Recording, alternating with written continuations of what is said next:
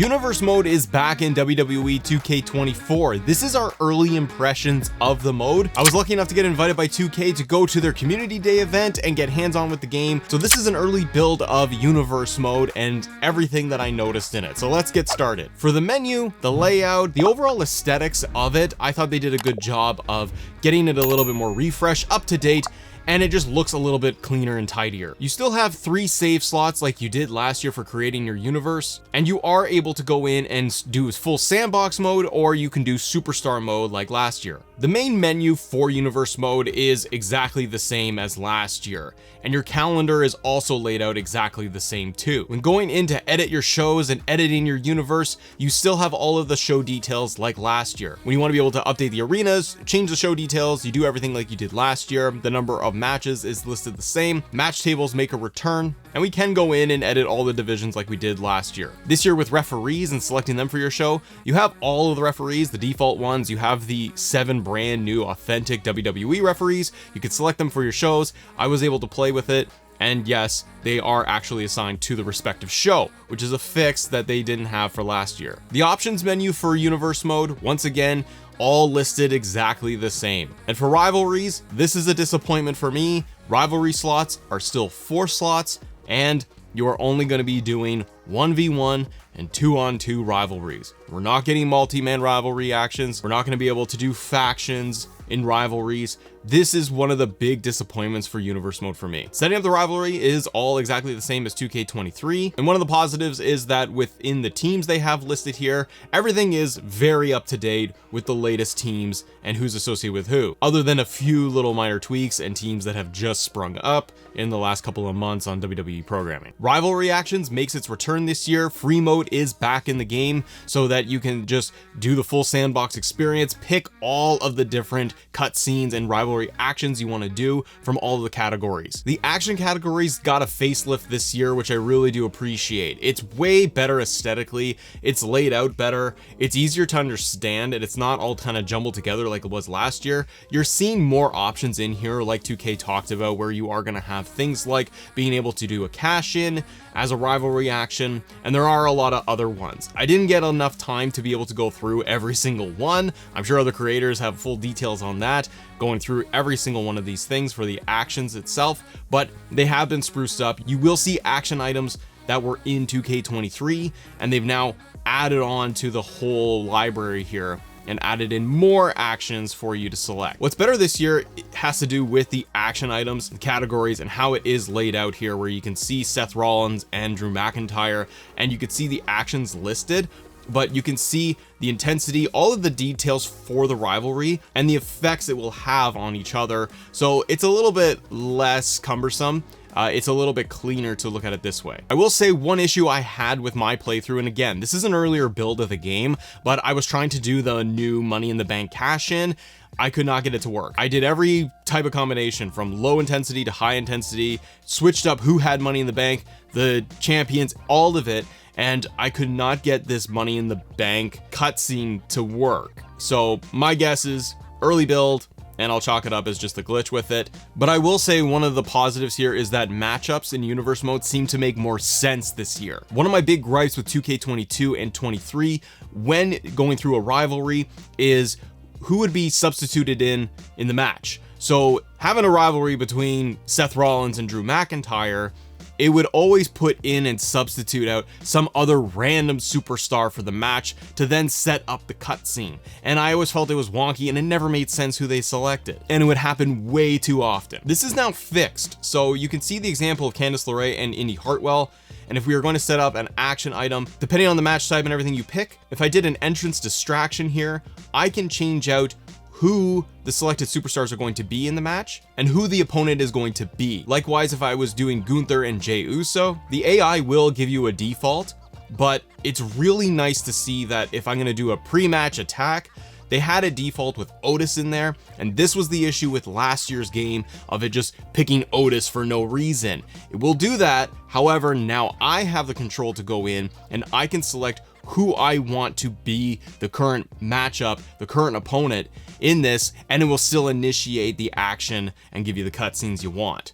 So more control, more authenticity there, and that is kind of a win here with universe mode. It's small details like this, everybody. It's quality of life stuff and how smooth it is running. This isn't a giant overhaul refresh of universe mode, unfortunately, but you're seeing some improvements in here that are going to make it a little bit of a better experience. And noted in like the press releases too, double title matches fully work in universe mode, which was a big problem last year. So yes, it totally works 100%.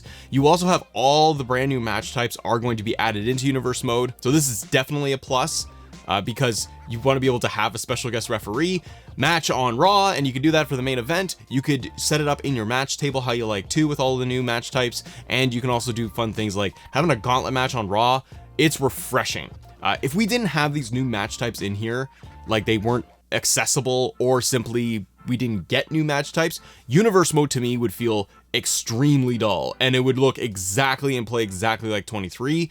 But the additions of the match types do keep things freshened up a little bit in here. This allows for a little bit more creativity and it just makes it a little bit more fun when you're building out your universe. The other plus I will say, and we've seen this in the regular gameplay as well, when it comes to free cameras, spectating cameras. So in any match in universe mode, the full free roam camera totally works. And I like this, and I wanted to highlight this because I like the fact that I can go in and simulate a universe mode match, get in there and just start panning around and running the camera however I want. Again, it's an added little detail in there. It does make it more fun and enjoyable to go in and just spectate some of these matches instead of feeling like you're going to simulate all the time, or you are just going to play through and you only got one camera option. So it adds a little bit more dynamic in there too. But one thing I wish they would add, maybe this can be patched in, or it's going to be maybe something they would consider for 2K25, but I wish that we had the ability to run a blank template for our universe mode setup.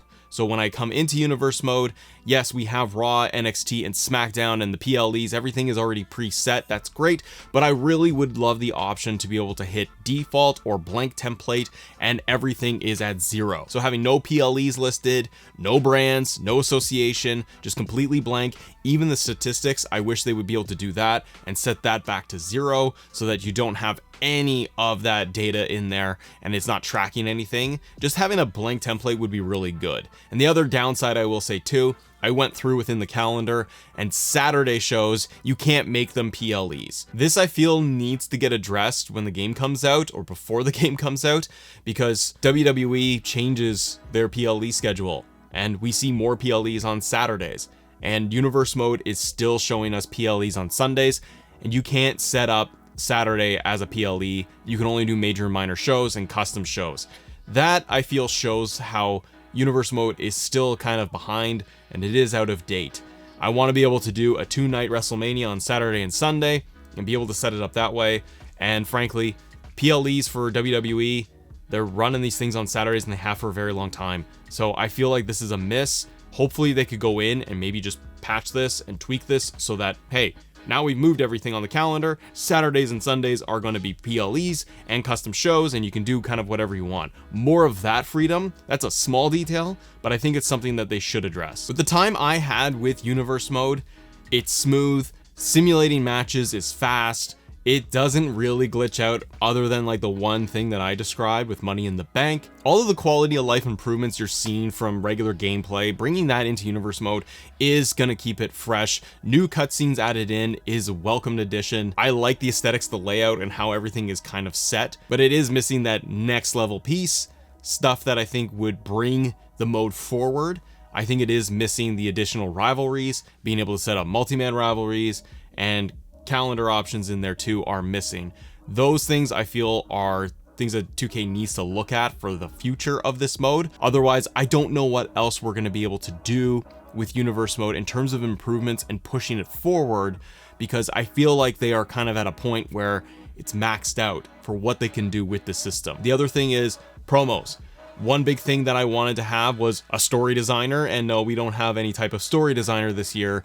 We don't have promos either. There are added cutscenes, but there are no options to select a promo during a universe mode and substitute it out for a match. That I feel is a negative. I wanted to be able to have some kind of promo option in there with the menus and being able to select the promo instead of a match, because promos are a massive part of WWE. My issue with universe mode as a whole is it's starting to feel a lot more of the same. I think universe mode, as the sandbox that it is awesome. Custom shows, create however you want to create, the freedom of it, adding in more cutscenes to give it a little bit more depth, but it's missing that piece to move the mode forward in bigger ways and ways that I think fans are really going to be happy with it. And speaking with the developers, I can see that it is a massive undertaking having the specific mode improved every single year. But I do feel for most players that spend a lot of time in universe mode, they're likely to feel that this is a lot like last year. However, there is more stability, there's more polish, the new match types, fewer bugs, but there's no grand changes moving this mode forward.